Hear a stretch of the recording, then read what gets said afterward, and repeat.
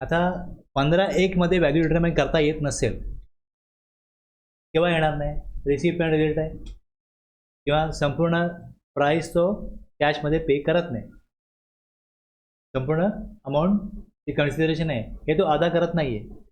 तर supplies where value cannot be determined under section 15(1). त्यावेळेस तुम्हाला सेक्शन 15(4) बघायचं. मग त्यातनं रूल आले 27 ते 31. व्हॅल्यू कशी करायची आणि 15(5) कशा करताय, तर 15(5) मध्ये काही specified categories of goods services आहेत ज्यामध्ये नोटिफाय झाल्या सर्व्हिसेस, करन्सी असते ना, करन्सी, फॉरेन करन्सी, मनी चेंजिंग. लक्षात, याची व्हॅल्यू कशी काढायची. म्हणजे एखादा व्यक्ती काय करतो, तुम्हाला एखाद्या वेगळ्या कंट्रीत जायचं तर तुम्हाला तिथलं चलन लागतं, तर तुम्ही रुपीज द्या आणि ते चलन घ्या. तर त्याची जी व्हॅल्यू असते ती कशी काढायची, कुठल्या व्हॅल्यू जीएसटी लागेल. मी परत याल त्या कंट्रीवरनं जाऊन, तुमच्याकडे काय करन्सी शिल्लक असेल, तुम्हाला तर इंडियामध्ये काही उपयोग नाही, मग ती परत तो एजंट घेतो आणि तुम्हाला इंडियन रुपीज देतो. ओके, आणि समजा $US ची व्हॅल्यू किती आहे, समजा 80 असेल, बरोबर आहे. तर तुम्हाला तो काय बोलणार की $80 मला जेवढे डॉलर पाहिजेत, $100 पाहिजे, $1000 पाहिजेत, तर तुम्ही 80 नाही तर 81 रुपयाप्रमाणे त्याची कॉस्ट द्या. $1 डिफरन्स आहे.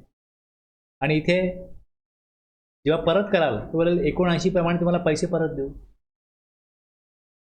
हा डिफरन्स त्याचा मार्जिन आहे ना. मग जीएसटी कशावर लावला जाईल, 81वर जीएसटी काढायचा, 81 रुपये प्रमाणे तुम्ही त्याला 81 रुपये दिले.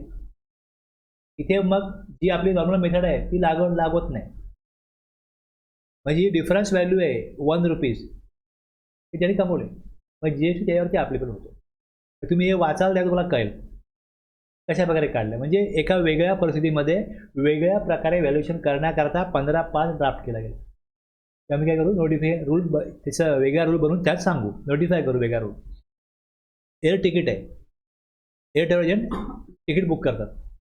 तसंच इन्शुरन्स, लाईफ इन्शुरन्स सर्व्हिस आहे, buying and selling of second hand goods आहेत, vouchers, token, coupon, stamp redeemable against good services, आणि supply in case of lottery, betting, gambling, horse racing हे दिलेलं आहे. तर हे ह्या गुड सर्व्हिसेस सोडून बाकीच्या काय असतील त्याचं व्हॅल्युएशन 15(1) प्रमाणे होईल. जर 15(1) ॲप्लिकेबल होत नाही तर मग 15(4) प्रमाणे रूल बनवले ते बघायचे.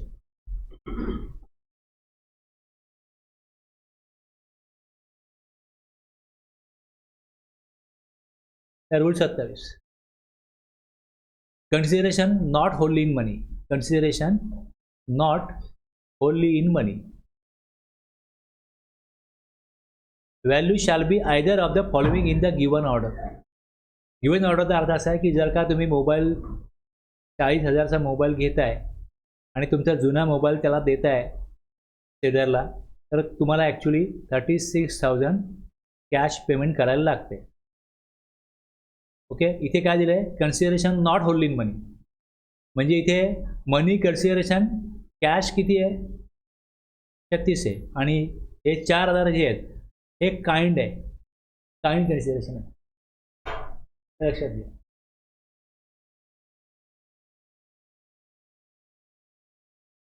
आता एक सलून आहे आणि एक लॉन्ड्री, एका व्यक्तीला सलून, एका व्यक्तीला लॉन्ड्री.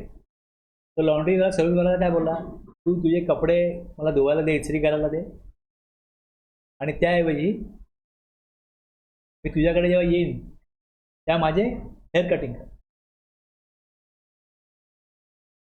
इथे कन्सिडरेशन आहे की नाही, पहिली गोष्ट सप्लाय आहे की नाही, सप्लाय आहे, पण कन्सिडरेशन काइंडमध्ये आहे. तुम्ही व्हॅल्यू कशी काढणार, व्हॅल्यू कशी काढणार, पहिल्यांदा काढा ओपन मार्केट व्हॅल्यू. तुमच्याकडे एखादा व्यक्ती जे लॉ काय बोलेल त्या लॉन्ड्रीवाल्याला, तुमच्याकडे कपडे घेण्याचा रेट काय, इस्त्री घेण्याचा रेट काय, मग तुम्ही तेवढा सप्लाय त्याला दिलेला आहे. तुम्ही हेअर कट केला, तुमचा ॲक्च्युली कॉस्ट काय, ओपन मार्केट व्हॅल्यू काय, म्हणजे तुम्ही तेवढ्या अमाऊंटचा सप्लाय दिला, मग ती व्हॅल्यू घ्यायला पाहिजे, तेवढ्या व्हॅल्यूला जीएसटी पे करायला पाहिजे. Value shall B return either of the following. पहिले बघा ओपन मार्केट व्हॅल्यू काय. जर ओपन मार्केट व्हॅल्यू अवेलेबल नसेल, उपलब्ध नसेल, तर दुसरा ऑप्शन बघायचा आहे. दुसरा ऑप्शन दिला आहे total of consideration in money, हे आहे ना पहिलं. आणि दुसरं amount equal to the consideration not in money. दोघांचं काय करा, टोटल करा. एवढी अमाऊंट होईल तेवढ्यावरती जीएसटी अवेलेबल होईल. पहिली गोष्ट ओपन मार्केट व्हॅल्यू 40,000 रुपये असेल तर ऑप्शन बेस्ट आहे. की जर का तुम्ही जुना मोबाईल दिला नाही तर तुम्हाला 40,000 रुपये द्यायला लागले असेल ना नवीन मोबाईल घ्यायला, मग 40,000 काय ओपन मार्केट व्हॅल्यू आहे. Value of supplies of like kind आणि quality.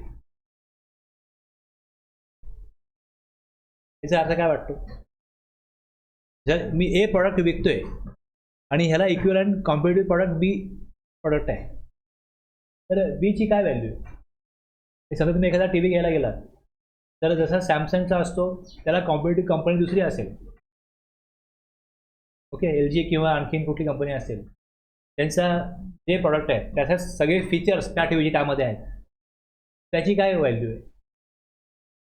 Like kind and quality म्हणजे रिप्युटेशन, त्याचे फीचर्स, हे सगळं कन्सिडर करून बघायचं असतं की value of supplies of like kind आणि क्वालिटी. हे तिन्ही अवेलेबल होत नसेल तर चौथा ऑप्शन बघायचा consideration in money plus money value of non monetary consideration computed as per rule 30 और 31 इन दॅट ऑर्डर.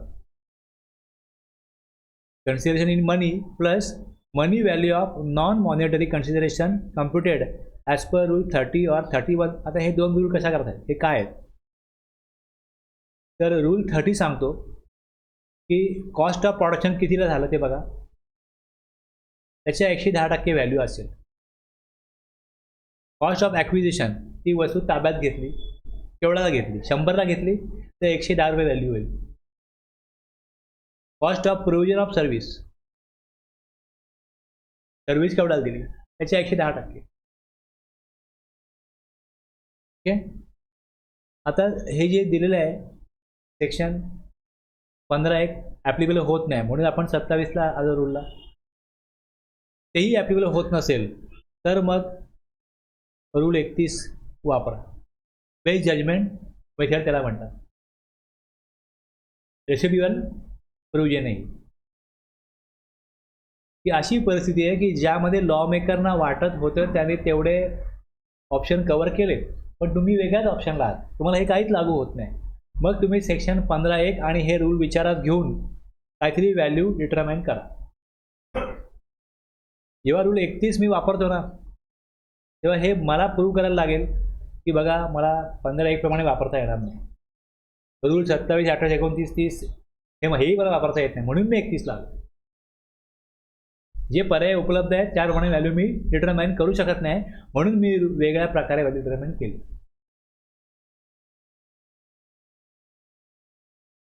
आता हे नॉर्मली रूल 27 केव्हा लागतो, जसं बार्टर ट्रान्झॅक्शन आहे. पण मी आता असं बोललो की एक लॉन्ड्रीवाला आहे आणि दुसरं सलून आहे, त्यांनी अशा वगैरे बार्टर केलं. दुसरं एक्सचेंज आहे, जुना मोबाईल देऊन नवीन मोबाईल घेतला. आणि दुसरं अजून एक permanent transfer or disposal of business asset where input tax credit has been availed on such assets.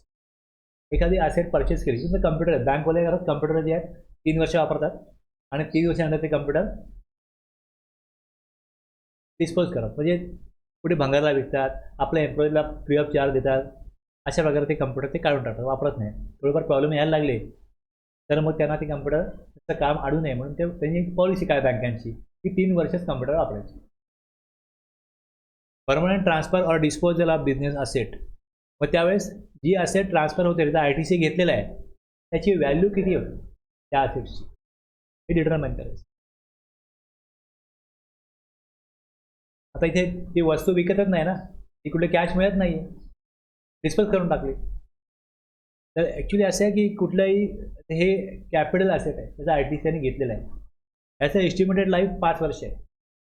जर 5 वर्षाच्या आत जर का एखादी वस्तू डिस्पोज केली कॅपिटल गुड्स, आता समजा त्याने आय टी सी ह्याच्यावरती घेतला असेल, काही 10-12 कम्प्युटर असतील, 3-4 असतील, सपोज त्याने 30,000 आय टी सी घेतला आहे, तर ह्याचे इस्टिमेटेड लाईफ 60 मंथ्स आहे. 60 मंथ्स आहे. आणि त्यांनी सपोज 36 मंथ्स यूज केले ते कम्प्युटर किंवा 40 मंथ्स यूज केले, ओके, तर त्यांच्या ह्याच्यामध्ये 20,000चा आय टी सी जो आहे तो युटिलाइज झाला, 10,000चा झाला नाही. माझी व्हॅल्यू डिटरमाइन होईल त्याप्रमाणे. आणि जर का 10,000 रुपये त्यांच्यावरती लायबिलिटी येऊ शकते, तो वेगळा एक सेक्शन आहे आणि त्याचं वेगळी प्रयोजन आहे. पण व्हॅल्यू काढायला लागेल. एक सेक्शन 15 व्हॅल्यू किती काढली आहे? सपोज त्यांनी कम्प्युटर विकले, हे डिस्पोजेबल विकले, कॅश मिळाली आणि ती जर 8,000 मिळाली सगळे कम्प्युटर विकून, आणि हे सांगतो की वेगळा रूल की 10,000 तुम्ही रिकवर केले पाहिजे, किंवा समजा त्यांनी 12,000 रिकवर केले. 12,000 कुठनं काढले? सेक्शन या 15 प्रमाणे किंवा रूलप्रमाणे वस्तू विकली आणि कॅश कलेक्ट केली. म्हणजे एक व्हॅल्यू डिटरमाइन करा तुमच्या सेक्शन 15 प्रमाणे किंवा रूलप्रमाणे. आणि मग दुसरा रूल आहे, त्यामध्ये जर कॅपिटल गुड्स डिस्पोज केले, ट्रान्सफर केले, तर व्हॅल्यू किती मिळाली, किती अमाऊंट मिळाली. जर अमाऊंट नाही मिळाली, डिटरमाइन करा त्याची ओपन मार्केट व्हॅल्यू काय. जे ऑप्शन दिलेत त्याप्रमाणे त्याची व्हॅल्यू फिक्स होईल आणि त्याच्यावरती जी लायबिलिटी आहे ती टॅक्सपेअरला भरायला लागेल. कळलं? सेल ऑफ असेट 18(6) मध्ये आहे. जर असेट कुठली विकली अशा प्रकारची, तर ह्यावरती कशी लायबिलिटी येते हे तिकडे तुम्हाला कळेल. त्याचा रूल पण आहे वेगळा. आता हे ओपन मार्केट व्हॅल्यूचे एक्झाम्पल बघा, जे वर दिलं आहे ते खाली सगळे एक्सप्लेन केलं आहे. Open market value where a new phone is supplied for ₹20,000 along with the exchange of old phone, and if the price of the new phone without exchange 24,000, open market value of the new phone is 24,000. जर 24,000 त्यांनी कॅशमध्ये पे केले असते तर आपल्याला rule 27 बघण्याची गरज नाही. जे कन्सिडरेशन आहे ते नॉट होल्ड इन मनी म्हणून आपण रूल 27 बघतोय. याचा पहिला ऑप्शन म्हणतो की ओपन मार्केट व्हॅल्यू.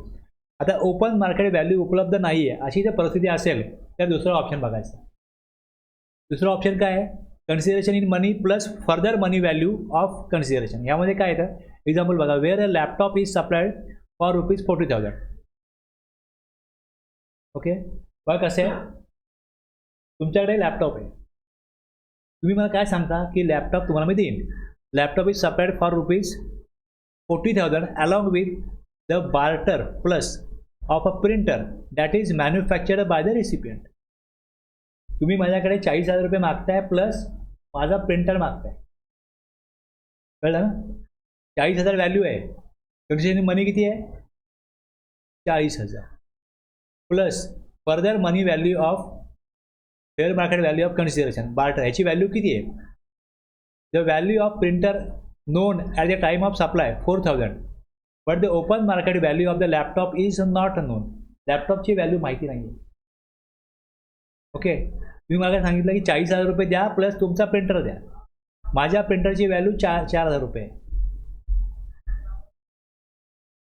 आलं लक्षात? आता व्हॅल्यू किती होईल? The value of supply of laptop is 44,000. तुम्ही मला काय द्याल? लॅपटॉप द्याल.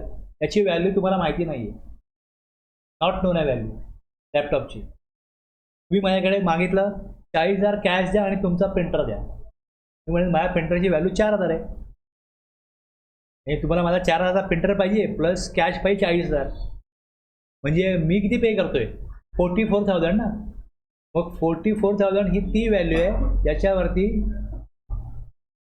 टॅक्स ॲप्लिकेबल होईल. टॅक्सेबल व्हॅल्यू किती होईल? 44,000.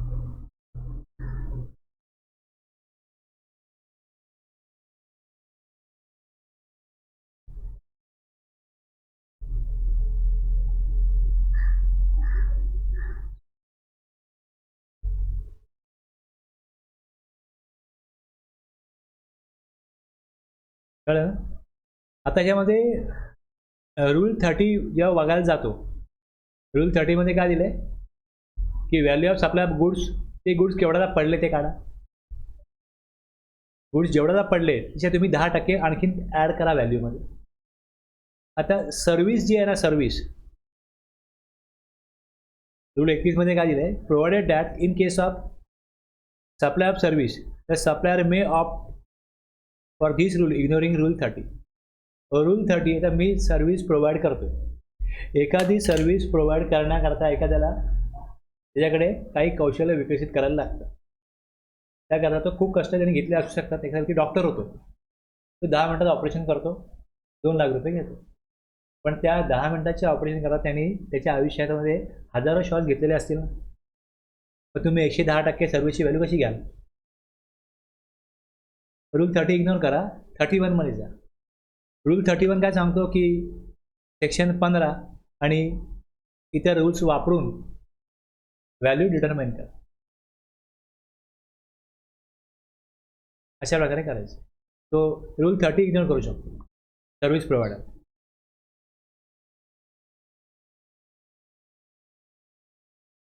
पहिल्यांदा काय करायचं आहे, बघायचं आहे ओपन मार्केट व्हॅल्यू. जर नाही अवेलेबल, असा ऑप्शन नाही आहे की 4 मधला एक चूज करा, असं नाही आहे. या ऑर्डरने जायचं.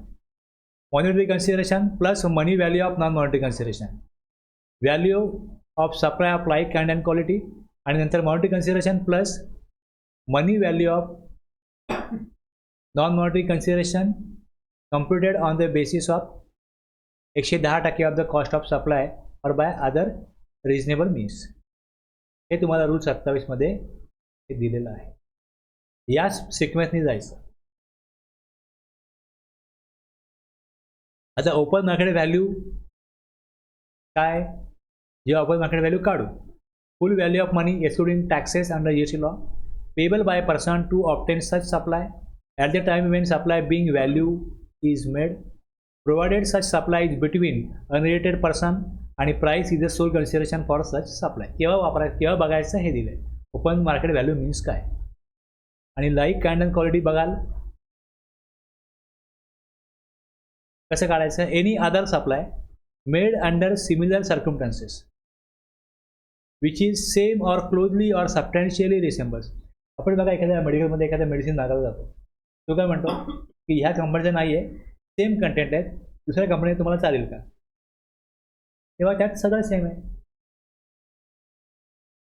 त्याचे कंटेंट सेम आहे, त्याचा जो परिणाम आहे तो सारखा आहे, सेम प्रॉडक्ट पाहिजे तसं. Any other supply made under similar circumstances which is made or closely or substantially resembles in respect of characteristics, त्याची वैशिष्ट्य, त्याची क्वालिटी, क्वांटिटी, फंक्शनॅलिटी आणि रिप्युटेशन.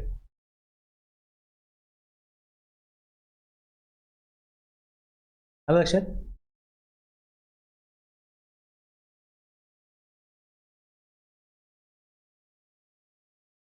रूल 28 आहे.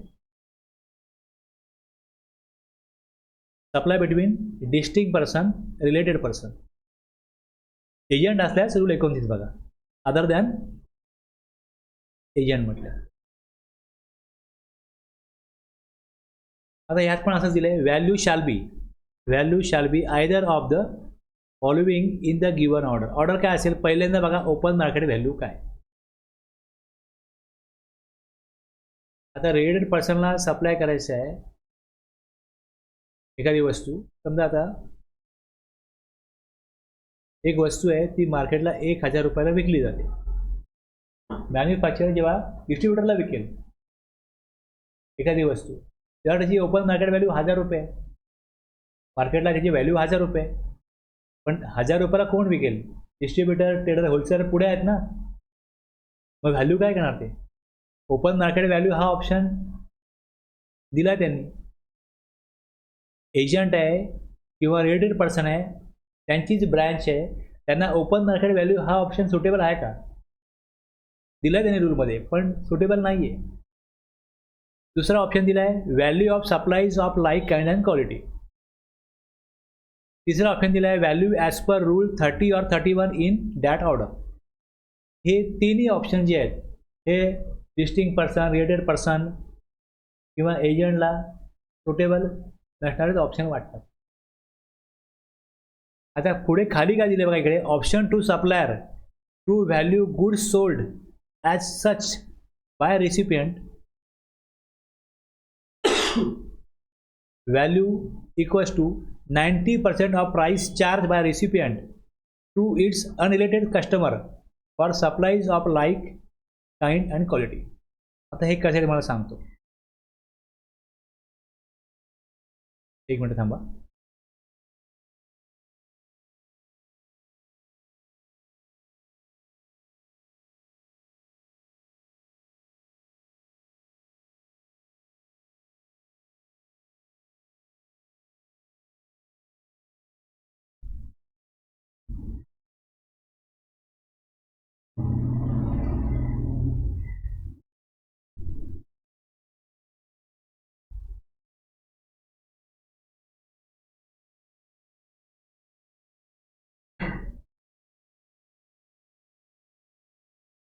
आता ए बीला सप्लाय करतोय.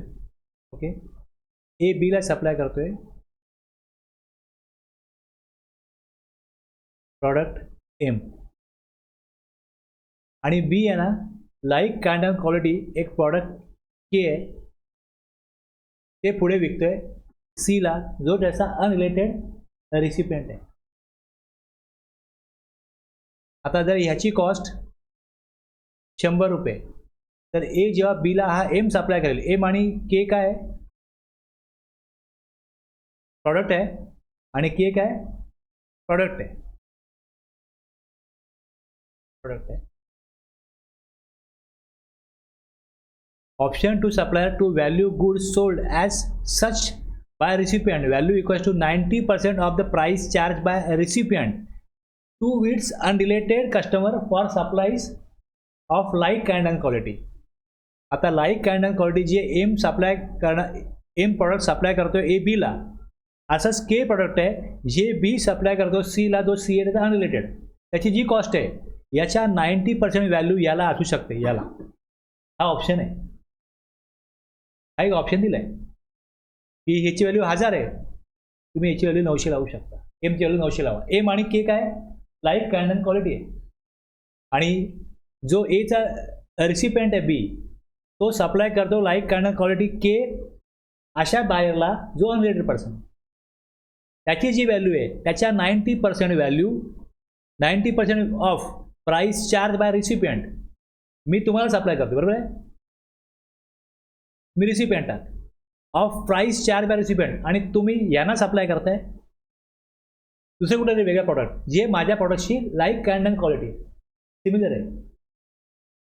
तुम्ही यांना केवढा विकता 1000ला, मग तुम्हाला माझं प्रॉडक्ट मी 10% कमी, 90% कॉस्ट. आलं लक्षात?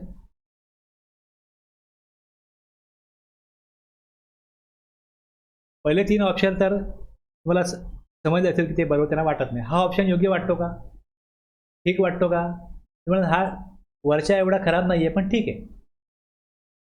अजून एक ऑप्शन दिला आहे, रिसिपियंट इलिजिबल फॉर ITC. आता जर मी माझ्या रिलेटेड पर्सनला किंवा डिस्टिंग पर्सनला सप्लाय करतोय, आणि जर तो ITC घेणार आहे, open market value, invoice value, जी इनवॉइस व्हॅल्यू आहे ना तीच आम्ही मानू ओपन मार्केट व्हॅल्यू, कुठली व्हॅल्यू लावा. कंडिशन काय, जर रिसिपियंट ITC घेणार आहे तर गव्हर्नमेंटला टॅक्स मिळणारच नाही ना, कितीही व्हॅल्यू लावा, त्याचा ITC रिसिपियंट घेणारच आहे. कंडिशन ही आहे, जर रिसिपियंट पुढे विकायला गुड्स घेतोय तर तुम्ही काही व्हॅल्यू लावा, काही प्रॉब्लेम नाही. अदरवाईज 1000 जी वस्तू मार्केटला विकली जाते ती कॉस्ट कोणाची आहे, कंझ्युमर जिच्याकडनं घेतोय, जो किरकोळ विक्रेता आहे त्याची आहे. मॅन्युफॅक्चररची कॉस्ट कमी असली पाहिजे ना, मॅन्युफॅक्चरर, डिस्ट्रीब्युटर, होलसेलर, आणि मग ती शेवटी जाईल किरकोळ विक्रेत्याकडे. त्यामुळे जर रिसिपियंट ITC घेतोय तर व्हॅल्यू म्हणजे इकडे सप्लाय बिटवीन डिस्टिंक्ट पर्सन आहे, रिलेटेड पर्सन आहे, तर हे ऑप्शन दिले. आणि एजंट असेल, value shall be either of the following in the given case, open market value or 90% of price charge by recipient to with unrelated customer for supplies of like kind and quality, हे दिले. आणि value as per rule 30 और 31.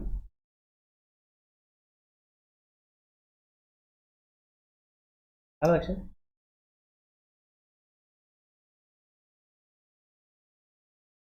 मला महत्त्व कळलं व्हॅल्यूचं काय महत्त्व आहे.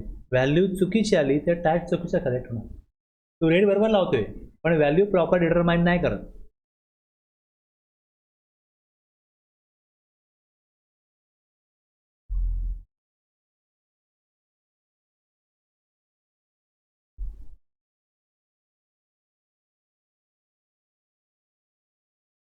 आता याचे एक्झाम्पल दिले की DM limited is a computer manufacturing company holds 30% equity shares capital. म्हणजे 30% झाले. DM Limited and EK Limited are related persons. On August 2022, DM Limited supplies a computer to EK Limited for rupees 1,10,000. DM ने EK ला केवढा विकले? 1,10,000.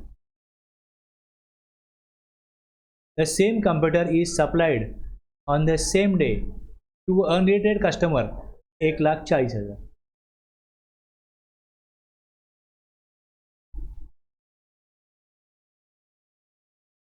Related पर्सनला केवढा विकले?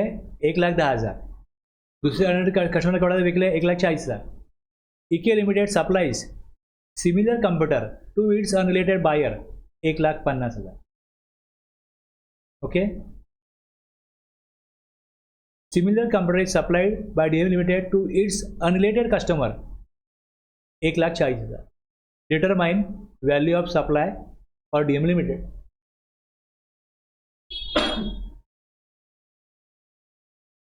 समस्या मी काय विचारतो तुम्हाला जी माहिती दिलेली आहे एवढी माहिती आहे त्यातली काही माहिती उपयोगी असू शकते, काही माहिती ही तुम्हाला रूल 28 मध्ये गरज नाही असू शकते.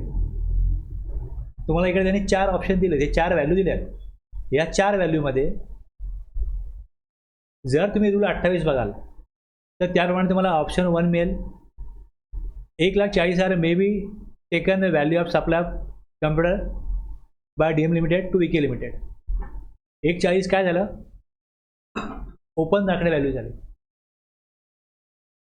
दुसरं, invoice value 1,10,000 can be taken as value as a recipient entitle to full ITC. जर तो 1,10,000 ही व्हॅल्यू लावतोय आणि तो ITC घेणार आहे ही व्हॅल्यू पण घेऊ शकतो.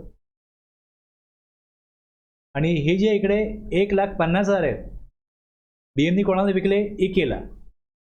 EK काय करतो? सिमिलर प्रोडक्ट 1,50,000 विकतो. त्याचे 90% काढले तर 1,35,000 होते, which is price charge by recipient EK Limited from its unrelated customer. ह्या तिन्ही व्हॅल्यू तर घेऊ शकतो. बेस्ट ऑप्शन कुठला आहे? 1,10,000 त्यांनी घेतला असेल तर चुकीचं आहे का? जर ITC घेणार आहे तर त्या ऑप्शनप्रमाणे तो व्हॅल्यू घेऊ शकतो.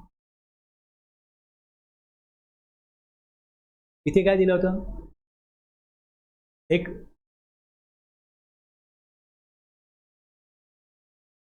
ओपन मार्केट व्हॅल्यू, त्यानंतर ऑप्शन टू सप्लायर हा ऑप्शन दिला 90%चा, हाही घेऊ शकतो.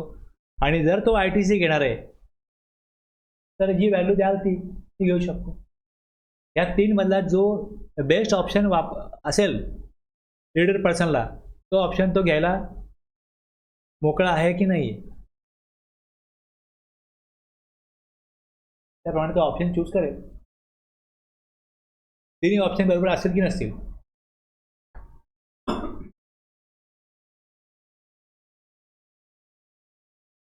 सप्लाय बिटवीन प्रिन्सिपल आणि agent. ABC Limited supplies goods to its agent and the agent is supplying goods of like kind and quality in subsequent supplies at price of rupees 1,000 per unit on the day of the supply. ABC Limited also supplies goods to an unrelated customer at price of rupees 950 per unit on the day of the supply.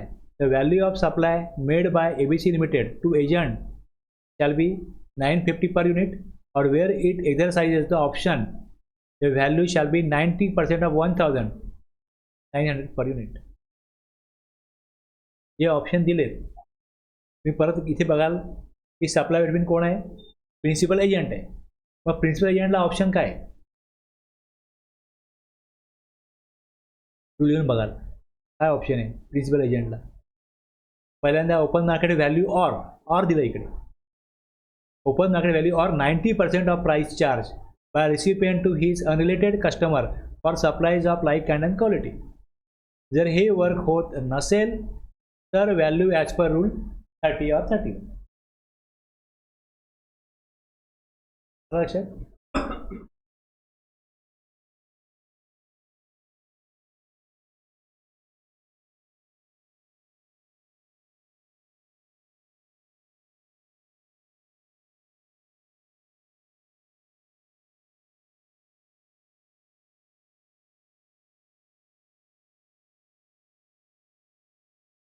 जो rule 31 आहे.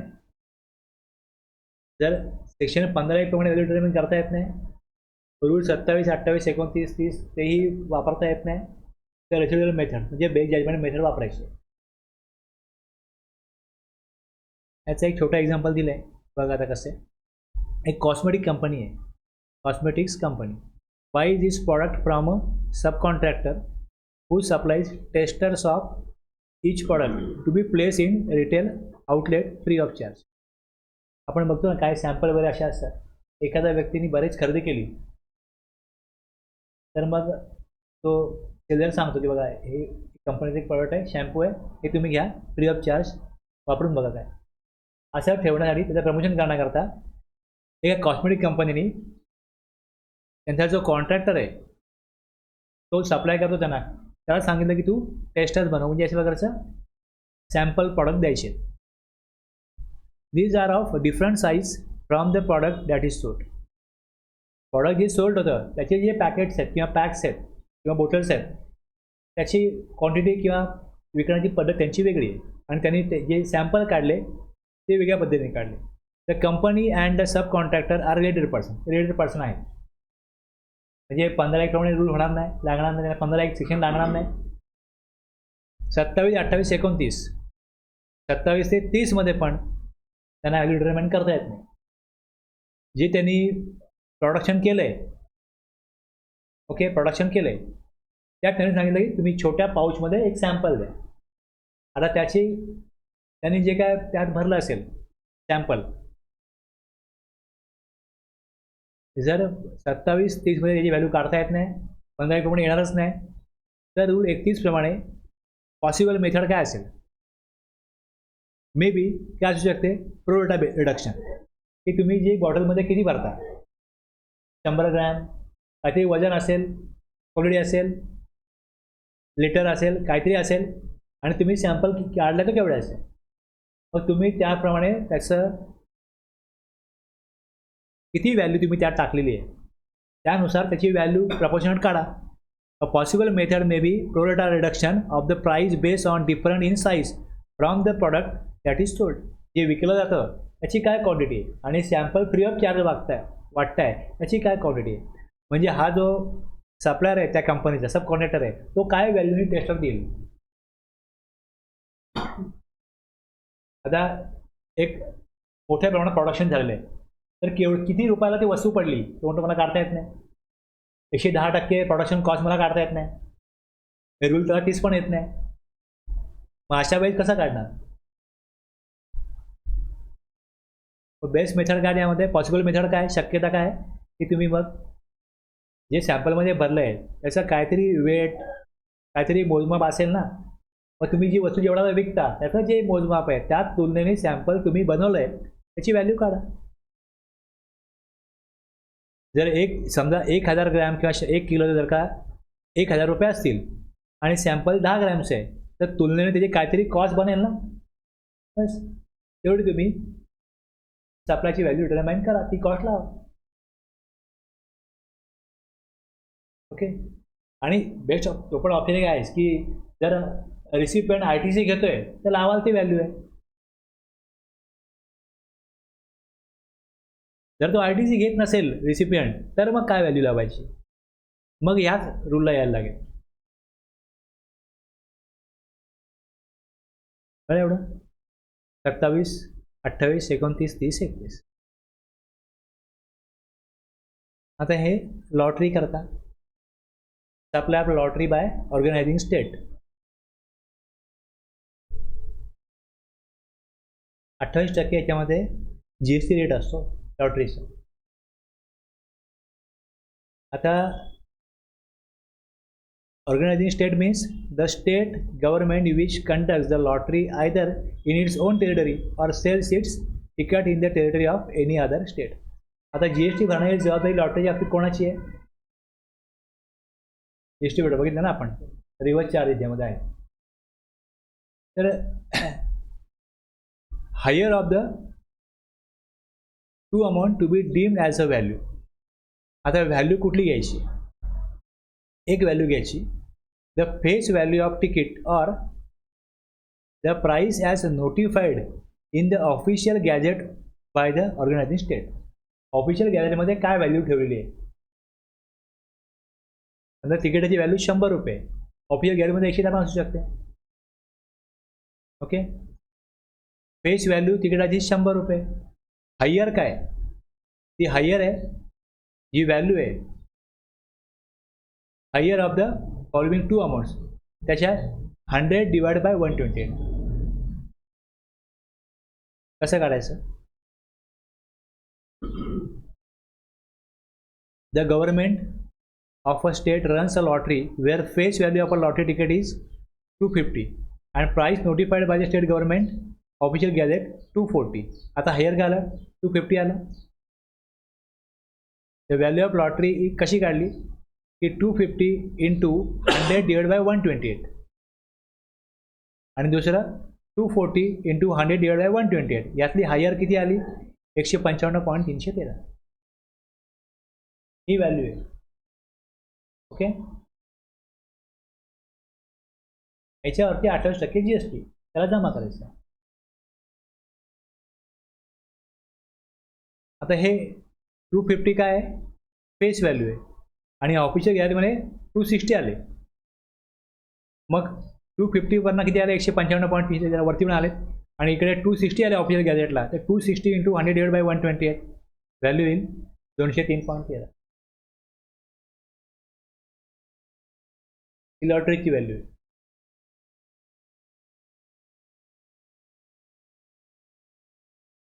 दुसरं हे झालं लॉटरीचं. Supply of actionable claim in the form of chance to win in betting, gambling और horse racing in race club. 100% value, 100% of the face value of the bet और the amount paid in to total rate. जी value face value आहे त्याचे 100% of the face value कुठली value असेल तर जी value घेतली जाते. आता एक डिव्हाइस असतं, totaliser is a computerise device that pulls the wagers bets after deduction of charges and statutory taxes. जी अमाऊंट लावली ते बेटसाठी त्यातनं काही त्यांचे चार्जेस आणि टॅक्सेस हे लेस करून जेवढी अमाऊंट जमा होते त्यातनं ते मशीन काय, डिव्हाइस काय करतं की विनरला किती प्राइस वाटायची हे ठरवतं, हे सांगतं. 100% of the face value of the bet किंवा or the amount paid in to the totalisator. त्या डिव्हाइसमध्ये ती अमाऊंट टाकायची.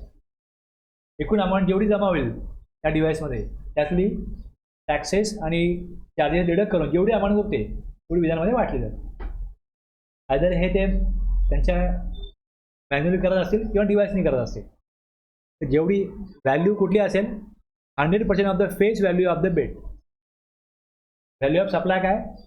100% ऑफ द फेस व्हॅल्यू. तुम्हाला बेट लावायची एवढे अमाऊंट आहे, एवढी अमाऊंट देतील ते, त्याच्यावर GST ॲप्लिकेबल होईल.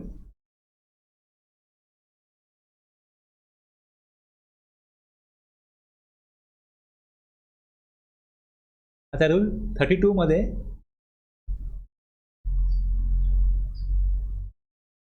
purchase or sale of foreign currency including money changing, booking of tickets for air travel by air travel agent है, लाइफ इंश्योरेंस बिजनेस है, value of supply of second hand goods है आणि vouchers, readable voucher, stamp वगैरे आहेत त्याची valuation आहे. हे 5 notify केले. याची व्हॅल्यू कशी काढायची?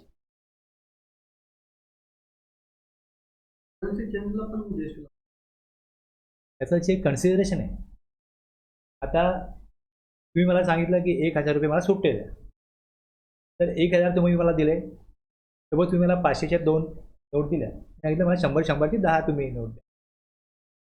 ह्याच्यावर जीएसटी येत नाही. पण मी तुम्हाला सांगितलं की तुम्हाला मी 1000 रुपये सुट्टे देतो, पण त्याबद्दल तुम्ही मला 10 रुपये एक्स्ट्रा द्यायचे. 10 रुपये काय घेतलं? कन्सिडरेशन घेतलं ना मी.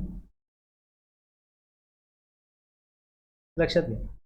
आता चहावाल्याकडे 7 रुपयाला चहा मिळतो.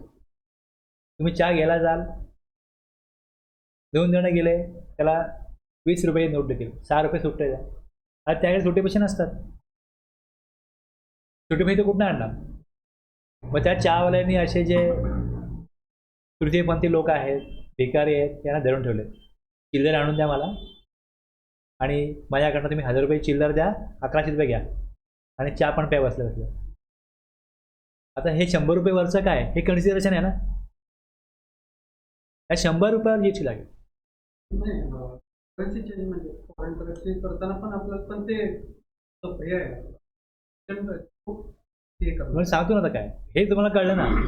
पैशावर जीएसटी नाही आहे, पण जसं तुम्हाला पैसे वापरायला देण्याकरता चार्जेस घेतले, सुट्टे देण्याकरता चार्जेस घेतले, जर तुम्ही ATM मधून पैसे काढता तर 5 ट्रान्झॅक्शन फ्री आहेत. तुम्ही 6व्यांना जेव्हा पैसे विड्रॉ करता तेव्हा बँक तुम्हाला 20 रुपये ते पैसे काढण्याचे लावते ना चार्ज. तुम्ही किती पैसे काढले त्यावर चार्ज नाही, त्यांनी जो चार्ज लावला तुम्हाला त्याच्यावर जीएसटी लागतो. हे लक्षात घ्या. नॉर्मली जेव्हा तुम्ही पैशाचा व्यवहार करता त्यात पैशाची देवाणघेवाण आहे, पैशाचं नुसतं एक्सचेंज आहे, याच्यावर जीएसटी नाही आहे. पण ते एक्सचेंज करण्याकरता किंवा पैसे तुमचे विड्रॉ करण्याकरता जर तुम्हाला चार्ज लावला तर त्या चार्जवर जीएसटी आहे. सेम आता तुम्ही करन्सी घ्यायला जाल, तर काय होईल?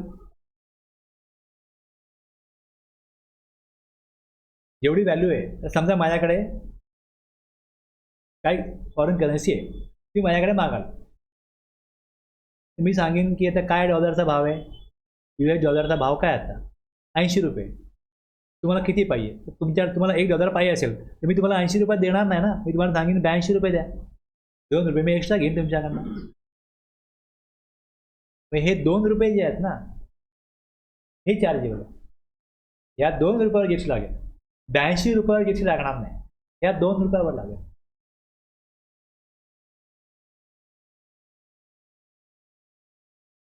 तर हेच यात दिलेलं आहे. ओके. आता RBI काय करतं, त्याचे डीलर जे आहेत ना त्यांना त्यांच्या थ्रू, त्यांचे ऑथराइज डीलर जे आहेत त्यांच्या थ्रू काय होतं, करन्सी दिली जाते. तुम्हाला कुठल्या वेगळ्या देशामध्ये जायचं असेल, तिथली करन्सी पाहिजे असेल तर RBIच्या एजंटकडे ती मिळते. तिकडे जा तुम्ही, समजा एखादी बँक RBIची एजंट असेल, त्या बँकेत तुम्हाला तशी करन्सी मिळेल, तुम्ही तिकडे जाऊन ती काय करायची, ती करन्सी मागायची. ती करन्सी तुम्ही मागाल, तुम्ही एवढे रुपीज द्या.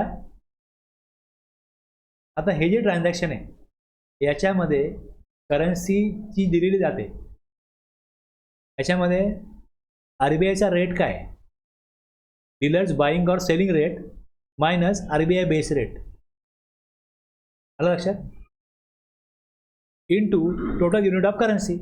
आता जर याच्यामध्ये डीलरचा रेट 82 आहे आणि RBI रेट जर 80 आहे तर 2 रुपये झाले की नाही एक्स्ट्रा. आणि तुम्ही किती घेतले क्वांटिटी, $1000 घेतले. ओके. त्याप्रमाणे 2000 रुपये व्हॅल्यू झाली, ज्याच्यावर जीएसटी ॲप्लिकेबल होईल.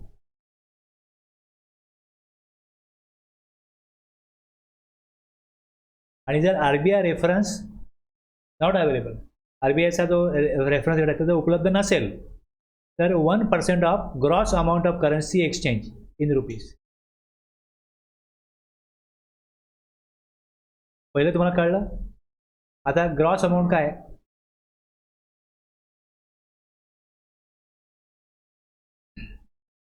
एक बघा. पहिलं, on 10th May US $100 are sold by mister Das at the rate of ₹74 per US through Eastern Money Changers. जो एजंट आहे त्याकडे त्यांनी $100 परचेस केले. RBI रेफरन्स रेट 10 मेला काय होता, ₹75 पर US. Okay. RBI reference rate 75 पर US. आता एक कसं होतं बघा, तुम्ही डॉलर परचेसही करता, सेलही करता. तुम्ही फॉरेनला जाऊन आलात काही डॉलर उरले, तुम्ही परत एजंटकडे जाल, हे डॉलर घ्या मला कॅश द्या. आता RBI रेफरन्स रेट किती आहे? 75 आणि तो विकतोय केवढ्याला? 74ला. डिफरन्स जो आला इंटू 100, $100 विकले त्यांनी. ओके, म्हणजे $100 GST लागेल. $100 विकून त्याला किती मिळाले? 7,400 मिळाले. जर RBI रेफरन्स रेट उपलब्ध नाही आहे तर 1% ऑफ 7,400 म्हणजे ते ₹74 होते. आलं लक्षात? तुम्ही परचेसही करू शकता, सेलही करू शकता. मग डिफरन्स काढला जाईल की RBIचा रेफरन्स रेट काय आहे, डीलर काय पेमेंट करतोय, डिफरन्स अमाऊंट जेवढी आहे. तुम्हाला जसं मी सांगितलं आता की जर तुम्ही सुटे पैसे मागता की मला आता 500 पैसे नोटा नको आहे, माझ्याकडे 510 नोट आहेत, मला 100च्या पाहिजे, तुमच्याकरता कोण का कष्ट घेईल? तुम्ही त्याला जेव्हा बोलाल की मला 5,000 सुटे दे, $100 एक्स्ट्रा घे, तर $100 काय झालं? त्याचं कन्सेशन झालं, सेफ डॉलरमध्ये. फक्त इथे काय होतं, ती करन्सी आहे, त्याचे इंडियन रुपीमध्ये व्हॅल्यू काय हे RBIचा रेफरन्स रेट असेल तर ठीक आहे. अदरवाईज तुम्ही जेवढे पैसे त्याला दिले त्याची 1% व्हॅल्यू काढली जाईल आणि त्या 1%वरती जो GST आपली सपोज 18% असेल सर्व्हिस आहे ही, तर तेवढ्या अमाऊंटवरती त्याला 18% GST कलेक्ट करायचं आहे. कोणाला? एजंटला. बोले ठीक आहे, जसं बँक बोलते आपल्याला हे तुम्ही विड्रॉ केले ATM मधला, याचा ₹20 चार्ज आहे प्लस GST लागेल. सेम ना?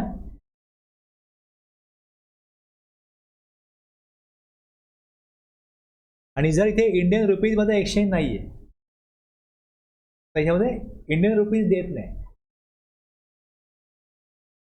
म्हणजे माझ्याकडे $US आहे आणि मला ते डॉलर देऊन पाऊंड पाहिजे. एखादा बिझनेसमॅन तर वेगवेगळ्या कंट्रीमध्ये जातो, एका कंट्रीत गेला, त्यांनी डॉलर घेतले, तिथे डॉलर पाहिजे होते, डॉलर घेतले, डॉलर उरले, डॉलर घ्या आणि मला काय घ्या? पाऊंड द्या. केस 2, transaction where neither of the currency exchange is Indian rupees. The value of supply is 1% of the ledger of two amounts the person changing the money would have received by converting at RBI reference rate any of the two currencies in Indian rupee. आता बघा कसं example बघा. एक $US 9,000 are converted into UK pound 4,500. आता RBI reference rate पहिले काढा. At the time of $US किती होता? ₹74 per US dollar and UK pound is 98 per UK pound. In this case neither of the currency exchange is Indian rupees. आता hence in the given case value of taxable service would be 1% of lower of the following. काय काढायचं? हे अशी केस तुम्हाला कळली. आता काय करायचं? $US 9,000 आहे, व्हॅल्यू किती आहे? इंडियन रुपीची 74, किती येईल? 4,41,000. UK पाऊंड कन्वर्टेड इंटू किती आहे? त्याला मिळाले 4,500. तर 4,500 इंटू 98 व्हॅल्यू आहे, किती झाले? 6,66,000. या दोन मधलं 1% ऑफ लोअर घ्यायचं आहे, 1% ऑफ द फॉलोइंग. यातलं लोअर काढलं 4,41, 1%, 4,41 म्हणजे 4,410 ही व्हॅल्यू आली. आलं लक्षात?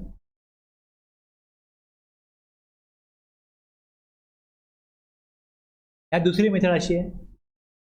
The person supplying the service may also exercise the following option based on slab rate to ascertain the value of service. However, once opted, he cannot withdraw it during the remaining part of the financial year. जो agent आहे तो option choose करेल की पहिल्या मेथडनी किंवा दुसरी method. जेव्हा exchange आहे इंडियन रुपीज नाही, त्यामध्ये दोन वेगवेगळ्या करन्सी आहेत. Currency exchange up to ₹1,000, 1% of the gross amount of currency exchange or ₹250 whichever is higher. हे दुसरं, हा पहिला स्लॅब झाला. 1 लाखाकरता 1% of gross amount of currency exchange or $250 whichever is higher. दुसऱ्या 1 लाख अप टू 10 लाख. आता पहिले जे तुम्ही बघाल इकडे 1 लाखावरती 1% किती होतात? 1,000. 1 लाखाच्या वरती गेलं ना तर मग 1,000 plus 0.50% of the gross amount currency exchange minus 1 lakh. यातनं 1 लाख वजा करा, उरलेले समजा 5 लाख आहेत, तर 1 लाखावरती 1,000 आलेले आहे, वरच्या 4 लाखावरती 0.50%. जर 10 लाखाच्या वरती गेले तर मग 5,500 प्लस 10 लाखापर्यंत व्हॅल्यू किती येईल? पहिले 0.50 काढले 9 लाखावरती, तर ते 4,500 येतात, प्लस हे 1000, 5,500 होतील ना. 10 लाखाच्या वरची अमाऊंट आहे त्याच्यावरती 0.1% काढा. 5,500 प्लस 10 लाखाच्या वरती अमाऊंटवरती 0.1%, किंवा maximum 60,000, which ever is lower. He value काढले ती 60,000पेक्षा जास्त असेल तर मग 60,000 द्यायची, तीच व्हॅल्यू आहे. हेच एक्झाम्पल दिले खाली, कळलं? हे वरती स्लॅब दिलाय त्याच्यावरती खाली एक्झाम्पल दिलं, हे तुम्ही बघा, तुम्हाला कळून जाईल.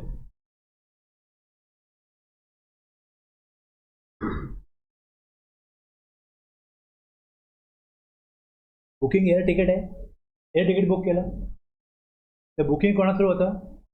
एजंट थ्रू होतं. आता एक डोमेस्टिक ट्रॅव्हल म्हणजे भारतामध्येच 2 शहरामधला प्रवास आहे, आणि दुसरं इंटरनॅशनल ट्रॅव्हल, भारताबाहेर एखादा व्यक्ती फॉरेनला जातो, फॉरेन ट्रिप करतो. तर याच्यामध्ये एजंटनी एजंटनी सर्व्हिस दिली विमान कंपनीला, तर एजंटला GST घ्यायला पाहिजे. सर्व्हिस अमाऊंट किती आहे एजंटला? तर 5% ऑफ बेसिक फेअर. समजा एक तिकीट बुक केलं असेल ना, तर त्या तिकिटावर समजा ती विमान कंपनी त्या एजंटला 1,000 रुपये कमिशन देत असेल, तर 1,000 रुपये व्हॅल्यूवर GST नाही काढायचं. त्यांनी काय दिलं आहे की बेसिक फेअर बघा. आता डोमेस्टिक बुकिंगला समजा त्यांनी अमाऊंट दिली 1,09,000. इंटरनॅशनल बुकिंग केलं, याचा बेसिक फेअर एक वेगळा होता, अदर चार्जेस आणखीन होते, टॅक्सेस काय होते, एकूण मिळून तिकीटची व्हॅल्यू झाली 1,15,400. बुकिंग केलं डोमेस्टिक, आणि 3,53,480 बुकिंग केलं इंटरनॅशनलचं. तर आता इथे एवढे पैसे विमान कंपनीला मिळाले. आता विमान कंपनी काही अमाऊंट पे करत असेल ॲज अ कमिशन म्हणून कमिशन एजंटला, ॲज अ कमिशन एजंटनी सर्व्हिस दिली, त्याला GST पे करायला पाहिजे. तर बेसिक फेअर त्यांनी 1,09,000 या व्हॅल्यूवरती 5% 5,054 ही व्हॅल्यू येईल. आणि इंटरनॅशनल आहे 3,16,880, 10% ना याच्यावरती. टोटल व्हॅल्यू ऑफ सप्लाय त्याचा झाला 36,733. ओके, 5% आणि 10% अमाऊंट कॅल्क्युलेट केली, तेवढी अमाऊंट आली. मे बी त्याला विमान कंपनी येऊन जास्त पेमेंट देत असेल, जास्त अमाऊंट देत असेल, त्याला या व्हॅल्यूवर GST पे करायचं. आलं लक्षात?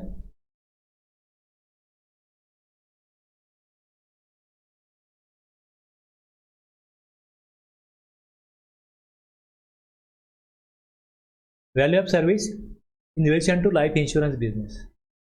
आता काही पॉलिसीज आहेत त्या एक्झॅम्प्ट आहेत, काही पॉलिसी आहेत त्या टॅक्सेबल आहेत. त्याची व्हॅल्यू कशी काढायची? लाईफ इन्शुरन्स बिझनेस आहे, एक अशी पॉलिसी असते, आता इन्शुरन्स काढला बघा, एक तसं एक गुड्सचा इन्शुरन्स काढला जातो की ह्या टेम्पोतनं हे सामान जाईल, महाराष्ट्रामधनं छत्तीसगडला जाईल, आणि जर ॲक्सिडेंट झालाच नाही तर जे इन्शुरन्सची अमाऊंट भरली ती काय परत मिळत नाही ना. म्हणजे इन्शुरन्स कंपनी काय करते, 1,000 लोकांकडनं ज्यावेळेस अशी व्हॅल्यू कलेक्ट करते त्यावेळेस 2-4 ॲक्सिडेंट होतात, त्या 1,000 जणांकडनं जी अमाऊंट कलेक्ट केलेली आहे त्यातनंच ती अमाऊंट ज्यांचं ॲक्सिडेंट नुकसान होतं त्यांना वाटली जाते ना. जर ॲक्सिडेंट झालंच नाही तर ती अमाऊंट इन्शुरन्स कंपनीकडे जमा राहते. इथे जेवढ्या अमाऊंटचा माल चालला आहे त्या तुलनेने इन्शुरन्सची व्हॅल्यू फार एकदम छोटी असते. अशा पॉलिसीज गुड्ससाठी लोक वापरतात. पण एखाद्याला सांगितलं की तुझ्या पर्सनल लाईफसाठी इन्शुरन्स काढ, तर काय होतंय, मला काय होतच नाही. म्हणजे होण्याचं प्रमाण किती आहे? 1,000मध्ये 1% आहे, पण इन्शुरन्स काढणारच नाही. मग लोकांना काय एजंट म्हणजे कंपनी काय स्कीम बनवते, की तुम्ही ठराविक अमाऊंट दर महिन्याला पे करा किंवा वर्षाला पे करा हप्ता, तुम्हाला 5 वर्षाने काही अमाऊंट परत मिळेल. आता त्यात ते काय करतात, सपोज इन्शुरन्स काढलाय तर त्यामध्ये इन्व्हेस्टमेंट 800 रुपयाची असते आणि इन्शुरन्स लाईफ इन्शुरन्स 200 रुपयाचा असतो. आणि हे 800 रुपये ते कुठेतरी इन्व्हेस्ट करतात आणि त्यातनं इन्शुरन्स कंपन्यांना जे रिटर्न्स मिळतात त्यातून ते जो व्यक्ती इन्शुरन्स घेतो त्याला अमाऊंट रिटर्न करतात. अशा इन्शुरन्स स्कीम मार्केटमध्ये लोक घेतात.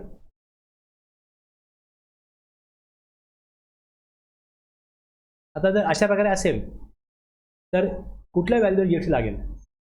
Investment or saving initiated to policy holder, intimated to policy holder. ह्या 1000 रुपयाची जर का अमाऊंट एक इन्शुरन्स आहे, 1000 रुपये प्रीमियम आहे, यात सांगितलं गेलं आहे पॉलिसी होल्डरला की 800 रुपये इन्व्हेस्टमेंटचे आहेत आणि 200 रुपये हे इन्शुरन्सचे आहेत. तर व्हॅल्यू ऑफ ग्रॉस प्रीमियम किती आहे? 1000 मायनस इन्व्हेस्टमेंट किती आहे? 800. 200 रुपयाची व्हॅल्यू आहे ती सप्लायची व्हॅल्यू असेल. इन्शुरन्स कंपनीने जी सर्व्हिस दिली आहे ती 200 रुपयाची आहे, जी टॅक्सेबल आहे. इन्व्हेस्टमेंट केलेली आहे, तुम्ही FD काढत असाल, तुम्हाला इंटरेस्ट लागतो का? FD काढला आहे त्याच्यावर तुम्हाला जीएसटी लागतो का? जो इंटरेस्ट बँक देईल त्याच्यावरती एक्झम्पशन आहे. इंटरेस्ट आहे ना, पैसे वापरायला दिले, तुम्ही बँकेला पैसे वापरायला दिले, त्यावर जीएसटी लागत नाही. तो सप्लाय आहे पण जीएसटी लागत नाही. तसंच लोन घेतलं, तुम्ही होम लोन वगैरे घेतला असेल, तुम्ही जर हप्ता भरता, तुम्ही इंटरेस्ट भरता, त्या इंटरेस्टवरती तुम्हाला त्या इन्शुरन्स तुम्हाला ज्यांनी लोन दिलं, हाऊसिंग लोन, त्यांनी पैसे वापरायला दिले, तुम्ही ते पैसे वापरायचं मूल्य म्हणून त्यांना काय करता? इंटरेस्ट पे करता. त्याच्यावर जीएसटी लागू होत नाही. तो सप्लाय आहे पण तो एक्झाम सप्लाय आहे. पण जर तुम्ही क्रेडिट कार्डचा इंटरेस्ट भरता तर तो एक्झाम नाही केला. क्रेडिट कार्डच्या इंटरेस्टवरती जीएसटी लागतो. लक्षात घ्या. इकडे एक इन्व्हेस्टमेंट करता पैसे दिले तर नॉर्मली FD मध्ये इन्व्हेस्टमेंट केले असतील त्यावरती त्या इंटरेस्टवरती लागतच नाही ना, त्यामुळे ती व्हॅल्यू त्यांनी वजा केली, इन्व्हेस्टमेंटची व्हॅल्यू वजा केली. आणि जी इन्शुरन्सची व्हॅल्यू आहे त्याच्यावरती आता बरेचसे असे इन्शुरन्स आहेत की जे एक्झाम केलेत, त्यांचा प्रश्नच नाही. पण काही इन्शुरन्स स्कीममध्ये इन्शुरन्सवरती जीएसटी लागतो, त्यांच्याकरता व्हॅल्यू कशी काढायची ते या प्रकारे. Investment not intimated to policy holder. जर ह्या प्रीमियममध्ये 1000 रुपयामध्ये इन्व्हेस्टमेंट किती आहे आणि इन्शुरन्स किती रुपयाचा आहे हे जर पॉलिसी होल्डरला सांगितलं जात नसेल तर ह्या केसमध्ये first year value equals to 25% of premium charge. Premium 1000चा आहे, ह्यातली 25% व्हॅल्यू म्हणजे 250 वरती काय लागेल? जीएसटी लागेल. अदरवाईज एका वर्षानंतर पुढे 12.5%. ओके, म्हणजे 125 रुपये ही इन्शुरन्सची व्हॅल्यू. इन्शुरन्सची व्हॅल्यू तुलनेने कमी असते, जिकडे काहीतरी पैसे परत मिळणार असतात तिकडे इन्शुरन्सची व्हॅल्यू कमी असते. जर सांगितली तर ठीक आहे, नाही सांगितली तर मग पहिल्या वर्षी 25% व्हॅल्यू पकडा इन्शुरन्सची आणि बाकी पुढची वर्ष असतील, समजा पॉलिसी 10 वर्ष चालणार आहे तर पुढची मग पहिल्या वर्ष 25% आणि 9 वर्ष 12.5% व्हॅल्यू द्यायची. प्रीमियम घेतला का 12.5% व्हॅल्यूवरती जीएसटी पे करायचं. Single premium annuity policy 10% of single premium equal to value. आणि pure life insurance policy no amount for investment. जसं गाडीचं आहे की गुड्स घेऊन चालले, गुड्स 2 लाखाचे, 2 लाख रिकवर झाले पाहिजे, किती मला प्रीमियम लागेल? बोलेल 2000. आता माझ्याकडे एक माझा मित्र आला, म्हणतो माझे पॉलिसी काढ. म्हटलं मला पॉलिसीज काढायचे, पैसे इन्व्हेस्ट नाही करायचे. जर मला काय झालं तर मला माझ्या फॅमिलीला 20 लाख मिळायला पाहिजे. किती अमाऊंट इन्शुरन्स प्रीमियम येईल सांग मला, इयरली भरतो मी. तर 4000. पण अशी पॉलिसी लोक घेत नाहीत. आणि मग ते जर का त्याचा 5 वर्षांनी अमाऊंट रिफंड मिळणार आहे तर मला 3 वर्षांनी हप्तेपर्यंत पुढे अमाऊंट भरलीच नाही, तर अशा काय पॉलिसी आहेत ज्यात काही परत मिळत नाही पैसे.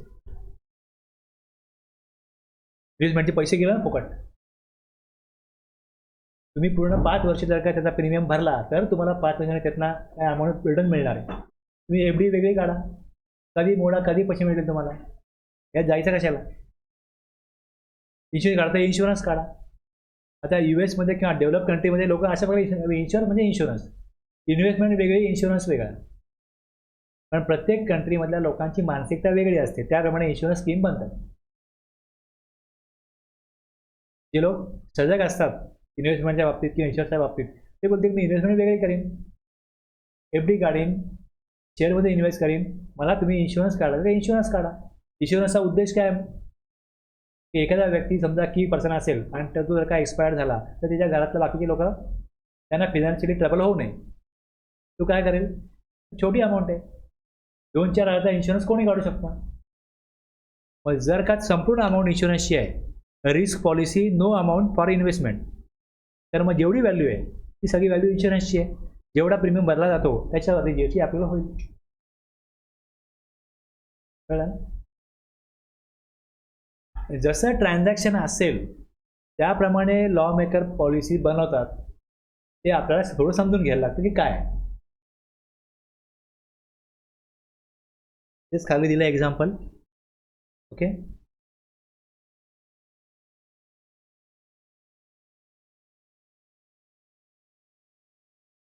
हे तुम्ही वाचा. ओके, तुम्हाला हे नाही कळलं तर मला विचारा. आता जसं एक कार परचेस केली, सेकंड हँड कार आहे, गुड्स आहे, परचेस केली. आता बरेच लोकांची सेकंड हँड कार, 2 व्हीलर हे विकत घेतात आणि विकतात. त्यात थोडंफार रिपेअरिंग करतात, ती वस्तू चांगली करतात आणि विकतात.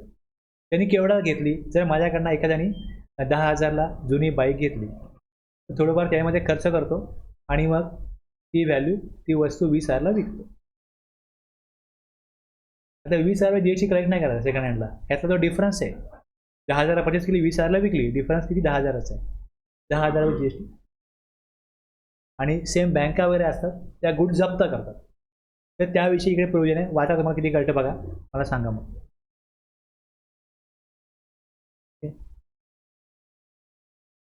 हे प्युअर एजंट आहे, हेही वाचा. इन्क्लुझिव्ह रेट जेव्हा असतो तेव्हा त्याची पण प्रोविजन आहे की समजा तुम्ही मोबाईल 40,000चा घेताय तर तो इन्क्लुझिव्ह GST आहे. मग त्यामध्ये जर 18% रेट असेल तर ती व्हॅल्यू कशी काढायची, त्यातला टॅक्स कसा काढायचा, टॅक्स किती आहे. म्हणजे जर का मोबाईल तुम्ही घेतला तर तुम्ही 40,000 दिले तर ही 118% व्हॅल्यू झाली. किती झाली? 118%. बरोबर आहे ना? मग तुम्हाला यातला 18% टॅक्स काढायचा आहे. 100 into 18 divided by 100 plus 18. 1800 value आहे, 1800 डिवाइड बाय 118. टॅक्स किती येईल त्यातला? 15.25. केलं तुम्हाला कळेल. ओके, हे बाकी तुम्ही वाचून घ्या. एकदा तरी तुम्ही रीड करणं गरजेचं आहे. मी त्यामध्ये एक्झाम्पल खूप टाकले कारण की तो विषय तुम्हाला कधीही रिकॉल झाला पाहिजे अशा प्रकारे एक्झाम्पल टाकले. थांबूया.